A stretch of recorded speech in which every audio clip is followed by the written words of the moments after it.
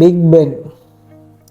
ഞാൻ ഈ സിനിമയുടെ റിവ്യൂ ചില ട്രോള് ഇൻസ്റ്റാഗ്രാം പേജിൽ കണ്ടപ്പോൾ വിചാരിച്ചു, കണ്ടേക്കാം, കാണേണ്ട മുതലാണ്. ആ രീതിയിലാണ് ഇവറ്റങ്ങൾ അങ്ങടെ ഹൈപ്പ് അങ്ങടെ കയറ്റി വച്ചിരിക്കുന്ന ഈ ഒരു പടത്തിനെ പറ്റിയിട്ട്.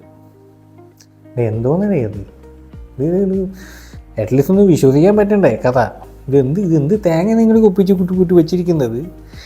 തുടക്കത്തിൻ്റെ ഫസ്റ്റ് ഹാഫ് നായകനെ പിടിച്ചിട്ട് കുനിച്ചെടുത്ത് ഇടിക്കാൻ തോന്നാവുന്ന രീതിയിലാണ് കഥ മുന്നോട്ട് പോകുന്നത്. Actors and actresses everything is fine, എല്ലാവരും നല്ല രീതിയിൽ അഭിനയിക്കുന്നുണ്ട്. പക്ഷേ ഓഡിയൻസ് എനിക്ക്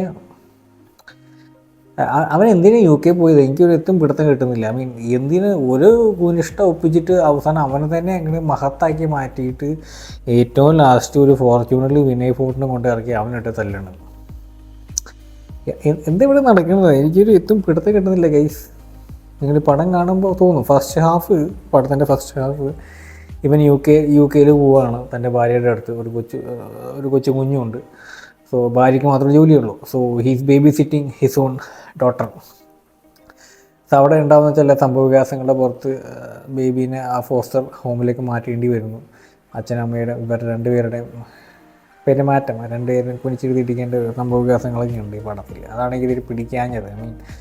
എല്ലാം ഒപ്പിച്ചു കൂട്ടി വച്ചിട്ട് സെക്കൻഡ് ഹാഫിൽ നായകനെ എന്താ പറയുക, അവനെ അങ്ങോട്ട് പൊക്കി നായകനാക്കി മാറ്റി അവസാനം അവൻ ഒരു ജെയിംസ് ബോണ്ടിൻ്റെ കളി അവിടെ കളിക്കുന്നു. അത് UK ഇമിഗ്രേഷനിൽ എന്തോ നടക്കുന്നുണ്ടോ? ഗൈസ്, നേരത്തെ പറഞ്ഞ പോലെ അഭിനയം എല്ലാം ഓക്കെ തന്നെയാണ്, കാസ്റ്റിംഗ് എല്ലാം ഓക്കെ തന്നെയാണ്. കഥ മാത്രം എനിക്ക് അങ്ങോട്ട് ദഹിച്ചില്ല.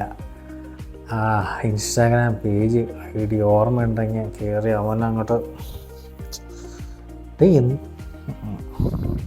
നിങ്ങൾക്ക് താല്പര്യം ഉണ്ടെങ്കിൽ കാണാം. പടം അത്ര ബോറൊന്നുമല്ല. പക്ഷേ ക്ഷമയുടെ നെല്ലിപ്പലക നിങ്ങൾക്ക് എവിടെയാണെന്ന് ഒന്ന് കാലിബ്രേറ്റ് ചെയ്യാൻ താല്പര്യം ഉണ്ടെങ്കിൽ ധൈര്യമായിട്ട് ഈ സിനിമ ചെന്ന് കാണാം. Big Ben. അവസാനം വിനയ് ഫോർട്ടിൻ്റെ ഒരു ഫോർച്യൂണർ ഇറങ്ങുന്ന സീനുണ്ട്. അത്രയും നേരം അവൻ UK നല്ല ചുള്ളനായി നടന്ന വ്യക്തി നാട്ടിൽ ഫോർച്യൂണർ ഇറങ്ങുമ്പോൾ ഒരു മുറിമീശയായിട്ട് ഇറങ്ങുന്ന ഒരുമാതിരി ചാർലി ചാപ്ലിൻ ലുക്ക്.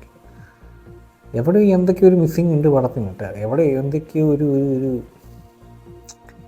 എന്തിനാ പണം ഷൂട്ട് ചെയ്ത് എനിക്ക് ഒത്തിരി പിടുത്തം കിട്ടുന്നില്ല. കാശ് കൂടിയിട്ട് ചിലവാക്കാനാണോ അതോ വേറെ എന്തെങ്കിലും കാര്യത്തിനാണോ എന്തോ? എന്തായാലും കണ്ടു പെട്ട്, നിങ്ങളും പെടും. അടുത്ത റിവ്യൂവിൽ കാണാം.